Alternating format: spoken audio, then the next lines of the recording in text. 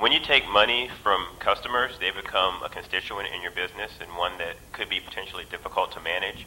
So how do you manage the level of input they have over your product development strategy, and how do you make sure that your market position doesn't become tied to theirs? You know, it's always a negotiation, but the most important thing, I think, is to try to understand what you're trying to be. You know, where are you trying to go? And when someone's and to try to then think what they want and make sure, you know, so that people sort of say, in the early part of the negotiation, it should be, what do you want?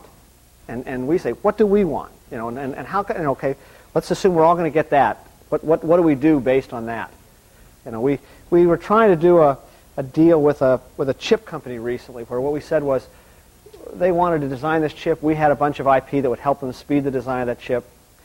We said was, look, you want to be a chip company. We need to own certain IP even when we're done with this thing because you could get bought. Let's create this IP bucket where we would own things, throw it in there. If either one of us used things out of the bucket, there would be some rules. And the rules were like, they could sell it as chips everywhere, but we could buy it at some price above the foundry price because they should get rewarded for helping develop the thing.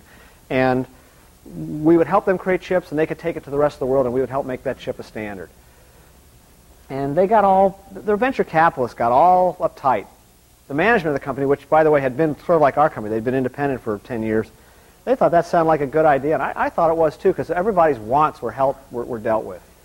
But at the end of it all, the VCs wanted to own everything, and so it didn't work out.